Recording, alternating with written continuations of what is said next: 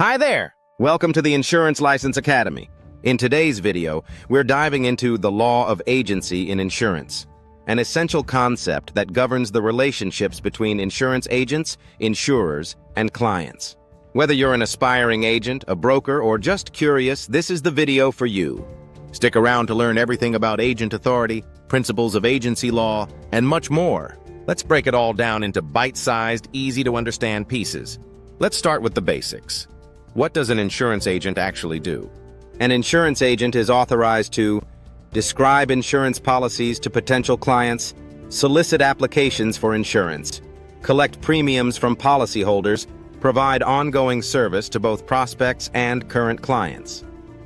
These responsibilities are outlined in something called the agency contract, also known as an agent appointment or agency agreement.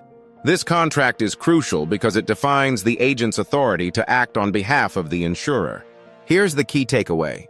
When an agent acts within the scope of their authority, their actions are treated as if the insurance company itself performed them. That's where agency law comes in. Now let's dive into the principles of agency law, a cornerstone of this whole system. Here are the four main principles. An agent's acts within their authority are the acts of the principal. In insurance, the principal is the insurance company. Contracts completed by an agent on behalf of the principal are contracts of the principal. Simply put, if an agent signs a contract for you, it's legally binding for the insurer. Payments made to an agent are considered payments made to the insurer. An agent's knowledge about a matter is assumed to be the principal's knowledge.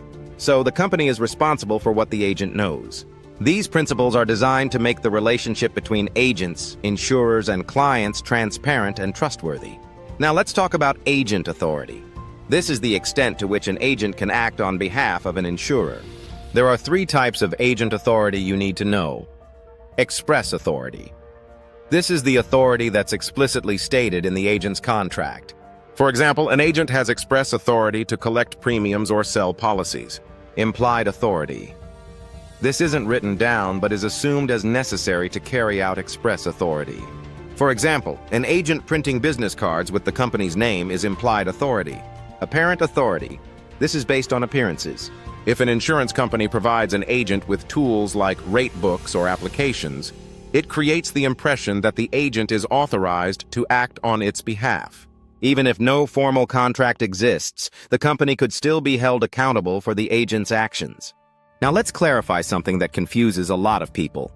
What's the difference between an agent and a broker? An agent represents the insurance company. A broker represents the buyer or applicant. While agents have the authority to bind coverage directly on behalf of an insurer, brokers cannot. A broker needs to work with an agent to finalize and bind the policy. Another distinction is between agents and solicitors. Agents can present solutions, complete applications, and bind coverage.